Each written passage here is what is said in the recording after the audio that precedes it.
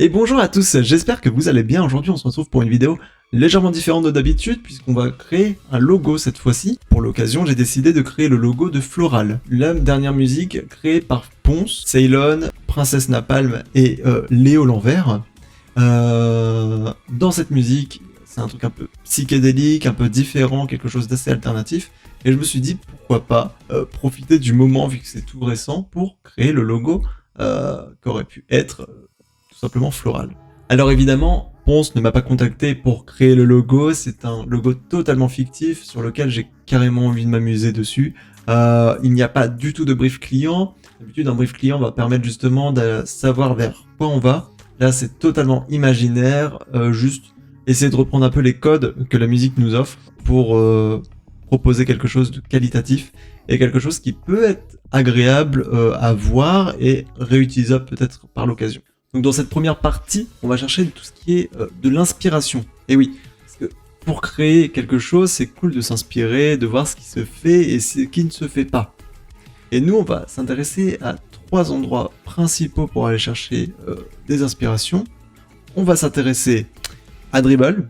Dribbble est une application simple, efficace, liée aux graphistes et tout. Je l'utilise très peu puisque c'est beaucoup de design d'interface, etc. On a quand même des logos, on a quand même des choses qui peuvent être intéressantes, mais c'est pas l'application que je priorise. En seconde application, on va avoir Behance. Behance, je vais un peu plus la prioriser, j'aime bien. On a pas mal de petits trucs comme celle-ci par exemple, qui est vachement un peu futuriste et tout, qui rappelle un peu des trucs vikings et tout. Alors, rien à voir avec ce qu'on va reprendre, mais il y a vraiment de la typographie, il y a du logo typo, et c'est ce qui va nous intéresser. Donc Behance, c'est quand même un must-have, je trouve, par rapport à Dribbble. Et enfin, on va tout simplement avoir Pinterest. Pinterest est, pour moi, l'usine à gaz parfaite pour trouver des logos incroyables, sympas, pour trouver des idées de logos, pour trouver des choses qui peuvent être utilisables ou non, et surtout en termes de typographie. Et en fait, ce qui va être intéressant avec Pinterest, c'est que c'est une sorte de base de données qui va regrouper toutes les images d'un peu partout. Et donc, il y a beaucoup de personnes qui, après avoir publié leur projet de Behance, vont l'envoyer également sur Pinterest. Donc, Pinterest, c'est vraiment le must-have sur lequel je travaille vraiment quotidiennement, que ce soit pour l'illustration ou du graphisme. Et directement après, on se retrouve sur Photoshop et non pas sur Illustrator. Pourquoi Photoshop ? Photoshop va me permettre de faire des choses un peu plus psychédéliques, quelque chose que je recherche lié à ce logo. Puisqu'en fait, le logo, on va travailler sur la typographie globalement. Et sur la typographie, on va ramener quelque chose de psychédélique, un peu vraiment comme le thème de la musique, qui va être vraiment... ça va être lié, quoi. Donc je préfère travailler directement sur Photoshop dans un premier temps, et évidemment on va l'importer sur Illustrator en fait, afin de pouvoir du coup le vectoriser et lui donner vraiment l'apparence finale.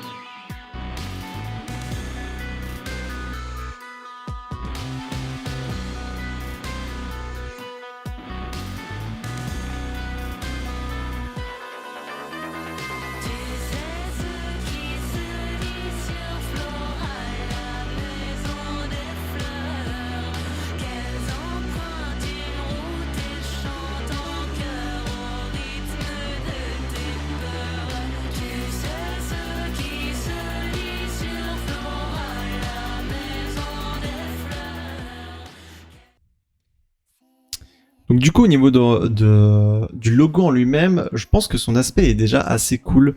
On a quelque chose de vraiment dans ce que je voulais, dans ce que je recherchais, etc.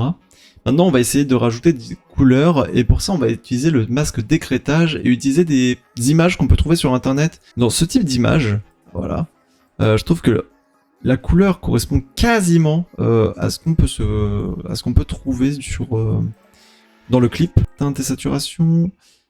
Et le bleu. On ferait traverser vers du vert.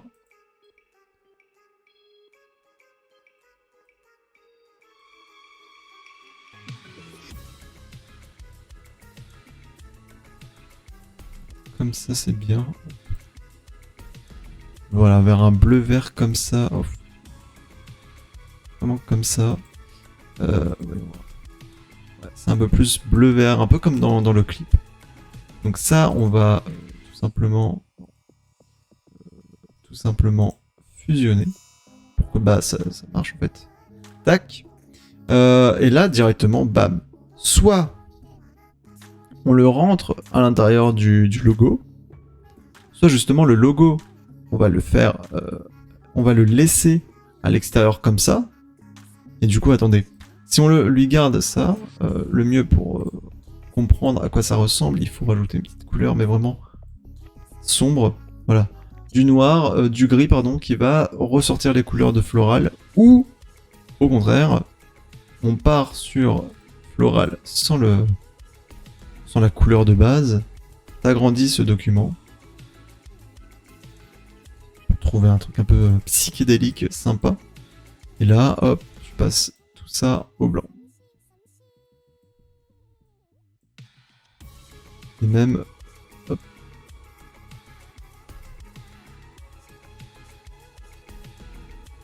Peut-être même pas en blanc, mais peut-être en gris. Enfin, bref, tu peux lui trouver une couleur sympa. Faut vraiment choisir la couleur. Je pense que la meilleure couleur ici, ça va être le blanc. Et justement, on va aller chercher à travailler sur les niveaux de couleur, au niveau du gris et tout. Et on va refoncer ça derrière pour que justement, hop, le blanc passe mieux. Hop. Là, on est mieux. J'applique uniquement à lui, et voilà. Et là, normalement, on a le logo floral qui est intégré directement avec une sorte de pochette d'album qui peut carrément apparaître. Et ça, c'est fait directement sur Photoshop. Pour l'exporter sur Illustrator, le logo et non pas toute la pochette et tout, bah, il suffit tout simplement de l'enregistrer et en fait, on va l'exporter et le vectoriser. Donc cette fois, on va se retrouver directement sur Illustrator. Sur Illustrator, ça va être simple. J'ai déjà travaillé mon logo, j'ai déjà la forme que je veux.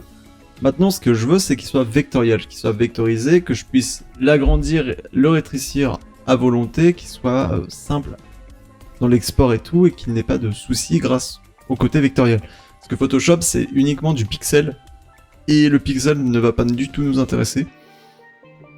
Nous, ce qu'on va chercher, c'est ce qu'on appelle le vectoriel, c'est une forme qui permet justement d'éviter tout souci. Alors, pour le logo, il suffit juste de l'importer. On va faire fenêtre, vectorisation de l'image. Donc là, j'ai mon petit truc, et en fait, on va faire objet. Tout simplement vectorisation de l'image, créer et décomposer. Le vecteur risque d'être une lente sur une grande image. Voulez-vous continuer? Oui. Oui. On va attendre tous ensemble. C'est faux, vous allez pas attendre très longtemps. Voilà, là on a notre forme qui vient d'être sélectionnée, qui vient d'être créée. Est-ce qu'elle me plaît? Visuellement, j'ai pas l'impression qu'on ait perdu quoi que ce soit. On va enlever le blanc. Toc. En fait, il reste plus que ça. Tout simple, tout bête. Hop. La vectorisation, je l'enlève. Et en fait, là, on a déjà plus que floral, quoi. Et il est déjà bien composé ensemble et tout. Il a aucun souci, il dépasse pas de quoi que ce soit. La seule chose à revoir peut-être, c'est en termes de... vous voyez, il reste pas forcément fixe sur une ligne. On peut aller chercher à avoir justement une ligne continue, qui soit homogène entre chaque. Par exemple, là, elle est bonne. Elle a été bonne. Bon, on va descendre un peu. Il me semble que c'est bon. Alors attendez, hein. Hop. Hop. Tu vois, c'est bon. Ouais. là c'est bon, là ça touchera pas, mais là de ce côté-là ça touche, donc finalement on s'en fiche un peu. Le A touche nulle part, donc à partir de là on est mal barré. On va aller récupérer notre A. On va aller à la fois agrandir vers le haut, mais également vers le bas. Ensuite on va aller chercher à prendre celui-ci également, et on va aller hop, chercher le haut avec tout le monde. Et en fait, à partir de là, on peut faire plusieurs choses. Soit on va chercher vraiment le truc optimal en mode je veux qu'il y ait autant d'écart entre chaque. Ce qui peut se faire, mais au final, vous voyez, vu que c'est des formes irrégulières, ça n'a aucun intérêt. Mais dans mes façons de faire habituelles, j'aurais tendance à prendre un bloc comme ça que je crée entre lui et lui. Tac. À le CTRL-C, CTRL-V, à le faire glisser, et en fait, essayer de trouver... Mais ici, ça n'a pas d'intérêt, puisque vraiment, ce sont des formes psychédéliques, des formes qui n'ont pas de sens réel, à part le fait que c'est très pratique. Ah, et vous voyez, il y a hop, du blanc là et du blanc là. Voilà. On est débarrassé, c'est bon. Et du coup, voilà. Il suffisait juste de faire ça, et ensuite, on est nickel. Au niveau du logo, du coup, qu'est-ce qu'on peut faire? Il va tout simplement, je peux le mettre en blanc, comme on avait dit tout à l'heure. Le mettre juste ici, on va l'aligner au centre. C'est bien ce que je pensais. Il n'est pas du tout sur le plan, voilà. Tac, là vous ne voyez plus rien évidemment, et moi j'importe ma petite planche psychédélique, comme je l'ai appelée. C'est ce que j'ai repris tout à l'heure. Et voilà. Et là on a le logo floral qui est, à mon sens, créé. On est sur du flat, on est sur quelque chose qui correspond également à mon style, puisque moi je fais énormément de flat. Et on est surtout sur quelque chose qui sera toujours accompagné de plein de choses colorées autour. En fait, floral, globalement, va être minimaliste, et autour, on va être vraiment dans le détail, dans quelque chose de psychédélique, etc. Tout en conservant le côté psychédélique sur l'aspect du logo, où justement, ça part dans tous les sens, un peu comme... je crois que c'était un style d'époque, mais où c'était beaucoup repris avec le terme LSD, tu vois. Voilà. Et je pense que, grosso modo, on a terminé ce logo. Et c'est là que s'achève la vidéo concernant Floral, donc avec son côté psychédélique et le print en arrière-plan qui va donner vraiment toute la couleur du projet. On pourrait complètement partir sur une com à 360, c'est-à-dire faire des créas pour, je sais pas, des prints, des cartes de visite, faire quelque chose de incroyable lié à Floral. Si vous êtes chaud pour que je le fasse dans une prochaine vidéo, pas la prochaine peut-être, mais peut-être une dans un mois ou deux, n'hésitez pas à me le dire en commentaire, en barre d'infos. Vous aurez toutes les informations concernant le clip de Floral qui est disponible sur YouTube et Spotify. Et en attendant vos recommandations, si vous avez des questions ou quoi que ce soit, n'hésitez pas. Aujourd'hui c'était un pur test de technique Photoshop pour voir un peu comment ça fonctionne, la fluidité, donc je suis content d'avoir découvert ça avec vous en live, ou plutôt en, en vidéo. Et écoutez, on se revoit quand? On se revoit très vite, on se revoit normalement dans 2 semaines. Prenez soin de vous d'ici là, portez-vous bien, et on se tient au courant pour les prochaines vidéos. Ciao, bye.